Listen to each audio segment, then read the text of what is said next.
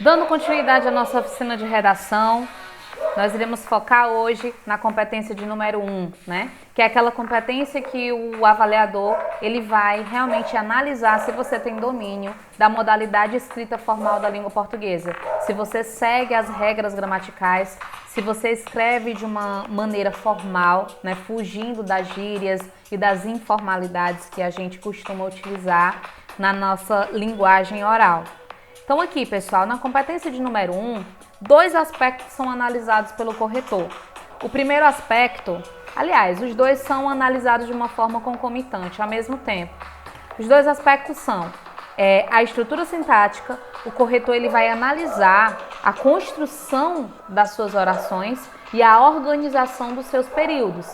Por isso que titia bate na tecla, aquela mesma tecla pessoal, dividam os parágrafos em períodos, porque quando isso não acontece, quando você tem um parágrafo de 5 linhas e apenas um único período, né? Essas 5 linhas formando apenas um único período, com certeza a gente vai ter alguma falha de estrutura sintática, tá? Então, a estrutura sintática é analisada, assim como a presença de desvios, né? Ele vai analisar se você domina realmente todas as regras gramaticais, se você sabe escrever as palavras de maneira correta, se você domina a pontuação, se você domina a acentuação, se você domina concordância verbal, concordância nominal e todas essas coisinhas que a gente aprende nas aulas de língua portuguesa durante toda a nossa vida escolar. Por isso que é uma competência bem difícil da pessoa conseguir fechar, tá? Então vamos aqui, pessoal. O que é considerado falha de estrutura sintática? A gente tem três coisinhas que são consideradas falhas na estrutura sintática. A primeira falha de estrutura sintática que a gente vai ver aqui e entender é o truncamento de períodos, tá? Geralmente vocês acabam cometendo também esse tipo de falha na estrutura sintática. O truncamento de períodos é justamente quando você termina o período antes do tempo. Quando você coloca um ponto final antes daquele período realmente ter acabado. Para ser bem clara, é isso. Quando você termina o período, você coloca o ponto final antes do final realmente daquele período, tá? Antes de ter acabado aquela informação que iria compor aquele período. Exemplos. Tirei aqui um trecho de redação, uma redação do Enem. E assim, ó. Além disso, as crianças também se tornaram alvos dessa manipulação, ponto final, deixando a infância de lado para usarem aplicativos. A criatura colocou um ponto aqui e transformou isso daqui em 2 períodos, quando, na verdade, essa segunda oração, ela completa o sentido da primeira. É uma oração subordinada a essa.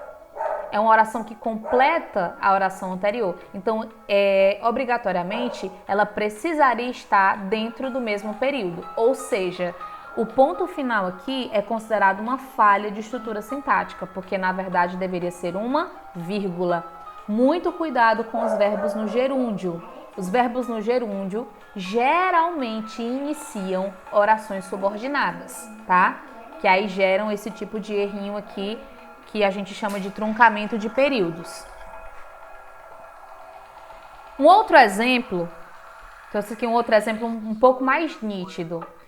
A criatura colocou nos séculos anteriores ao século XXI e me joga um ponto. A informação em si nem foi dada e ele já colocou o ponto final, né? A gente já percebe aqui uma falha muito nítida na estrutura sintática. Nos séculos anteriores ao século XXI, a gente tem apenas um adjunto adverbial longo. A informação em si, a informação principal, ela está aqui e ela deveria fazer parte do mesmo período. Então, corrigindo, nos séculos anteriores ao século XXI, vírgula, a manipulação era feita diretamente com a mídia em meios de comunicação. Acontece também o contrário.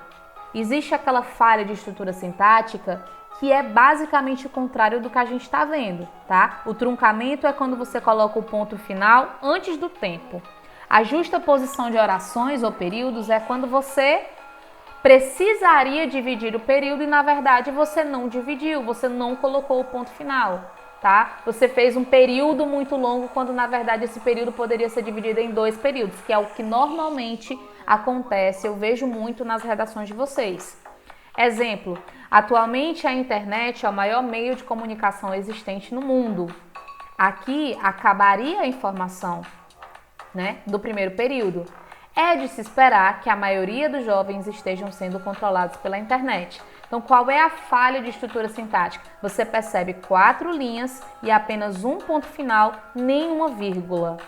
Obviamente, aqui teria algum erro, alguma falha na estrutura sintática, né? E a falha é justamente porque aqui merecia um ponto final, né? Aqui é a correção. A internet é o maior meio de comunicação existente no mundo, ponto. Acabou a informação, acabou o período, vai começar uma outra informação, vai começar um outro período. É de se esperar que a maioria dos jovens estejam sendo controlados pela internet. Um outro tipo de estrutura sintática se dá pelo excesso de palavras, quando eu coloco palavras demais, quando eu coloco palavras de forma desnecessária, a duplicação de palavras ou a ausência de palavras. Se você coloca em excesso, se você duplica ou se você deixa de escrever alguma palavra que é necessária dentro da estrutura sintática, é considerada falha de estrutura sintática, tá? Esse errinho eu coloquei, fiz questão de colocar esse exemplo porque eu costumo ver esse tipo de erro nas redações de alguns de vocês. Jovens estão cada vez mais viciados pelas as redes sociais. Pessoal, vamos entender aqui. Pelas é uma junção da preposição por mais o artigo as. Então, o artigo as, ele já está aqui, ó. Tá aqui, ó, no final, tá? Se fosse por mais o, mais os, pelos, por mais as, pelas. Então, não há necessidade de eu colocar esse artigo depois do artigo. Como se eu estivesse colocando um artigo, depois colocasse um outro artigo. Há um excesso de palavras, tá? E isso é considerado falha na estrutura sintática. A duplicação ou a ausência normalmente acontece quando vocês estão passando a redação a limpo. Quando você duplica uma palavra, né? Você escreve ali sem querer, você nem percebe quando isso acontece, por isso muita atenção, porque se isso acontecer, vai ser considerado falha na estrutura sintática. Ou se acontecer o contrário, na hora de passar limpo, você esqueceu de passar limpo alguma palavra. Se acontecer o contrário, também é considerado falha na estrutura sintática, tá? Então, o corretor ele vai analisar assim. Se a sua estrutura sintática ela é inexistente, ou seja, não há estrutura sintática, há só um aglomerado de palavras que não formam oração nenhuma, que não formam período nenhum. Se a sua estrutura sintática ela é deficitária, ou seja, tem muitas falhas na estrutura sintática, muitos erros. Se ela é regular, você tem algumas falhas. Se é boa, poucas falhas. E excelente, a estrutura sintática é excelente, o corretor ele é orientado a deixar ali pelo menos uma falha, apenas uma falha. Se teve 2 falhas de estrutura sintática, essa estrutura já não é mais excelente, é uma estrutura boa, tá? Por que que a gente trabalha com muitas, algumas, poucas? Porque depende do tamanho do texto. Se a criatura me faz um texto de 15 linhas e comete, sei lá, 5 falhas de estrutura sintática em 15 linhas, eu vou considerar que é uma estrutura sintática deficitária, porque tem muitas falhas. Mas 5 falhas em um texto de 30 linhas já não vai ser mais considerado uma estrutura sintática deficitária, né? Vai ser uma estrutura sintática considerada ali regular ou boa. Depende muito do tamanho desse texto, tá? Os desvios que são analisados, que são avaliados pelos corretores. Os desvios de convenções da escrita, a acentuação, a ortografia. Gente, a acentuação não é um detalhe. Tem uma galerinha aí que realmente não gosta de acentuar as palavras e cada palavra que você deixa de acentuar, cada acento agudo que você deixa de fazer é contado como um desvio, tá? Maiúscula e minúscula também não é detalhe. Quando for necessário colocar a palavra com letra maiúscula, coloque. Quando não for, letra minúscula. Hífen, a separação silábica, tem gente que não domina a separação silábica. tá? É preciso que vocês analisem a separação silábica na hora da translineação, ou seja, tá escrevendo, acabou aqui a linha, vai passar para outra, a separação silábica ela tem que ser feita de maneira correta.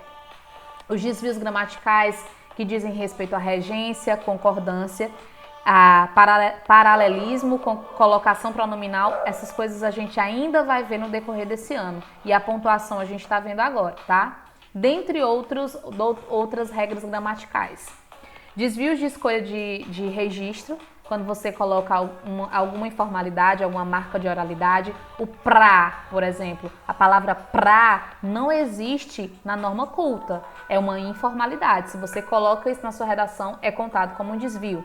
Desvio de escolha vocabular, quando você coloca uma palavra dentro de uma oração que não faz muito sentido. Essa palavra, você pensava que essa palavra tinha um significado, quando na verdade essa palavra tinha um outro significado. Então você não fez uma escolha correta de palavras. Então isso também é analisado, tá? A criatura fica no nível 0 se tiver uma estrutura sintática inexistente, ou seja, um aglomerado de palavras que não formam nenhuma oração, tá? Nível 1, quando há uma estrutura sintática deficitária, ou seja, muitas falhas na estrutura sintática, quando tem muitos desvios. Nível 2, quando a criatura apresenta uma estrutura sintática deficitária, muitos desvios, muitas falhas na estrutura sintática ou muitos desvios. Percebam que o corretor ele vai analisar duas coisas distintas, a estrutura sintática e os desvios cometidos, tá? Nível 3, vai ficar com 120, a criatura que apresentar uma estrutura sintática regular, e já deixando bem claro, se você me apresenta 4 parágrafos e esses 4 parágrafos eles não estão divididos em períodos, a sua estrutura sintática vai ser regular, você não passa do nível 3, tá? Ou você apresenta também alguns desvios. Uma coisa interessante, pessoal, se você me apresenta uma estrutura sintática regular, mas me apresenta muitos desvios, você tem aqui uma característica do nível 2 e uma característica do nível 3, né? O que acontece? Você é classificado, você é avaliado no nível mais baixo, tá? Isso é um detalhe de correção que é importante saber. Nível 4, quando você apresenta uma estrutura sintática boa, ou seja, com poucas falhas e poucos desvios, tá? E no nível 5, o que você precisa fazer para conseguir fechar essa competência de número 1? Quando você apresenta uma estrutura sintática excelente, que a gente viu anteriormente, uma estrutura sintática excelente é aquela estrutura que não tem nenhuma falha ou, no máximo, apresenta uma falha de estrutura sintática e, no máximo, 2 desvios. O que isso quer dizer? Se no seu textozinho você só apresentou uma falha de estrutura sintática e 2 desvios, você fecha 200 pontos. Se você me apresenta, você faz o seu texto e comete 3 desvios, o que acontece? Você vai para o 160, tá? Você vai para o nível 4, porque no nível 5 ele só aceita 2 desvios no máximo, tá? Professora, mas não cometi nenhuma falha, cometi só 3 desvios, mas está fora do que a grade corretora orienta, a grade de correção orienta, tá? Se apresentar 3 desvios, 160. Se apresentar 2 falhas de estrutura e 1 desvio, 160. Nível 5, só fica quem apresentou pelo menos no máximo ali, uma falha de estrutura sintática e 2 desvios no máximo, tá? E é isso. Eu espero que vocês tenham entendido e espero que vocês consigam evoluir junto comigo na competência de número 1. Obrigadão, gente, pela atenção. Cheiro!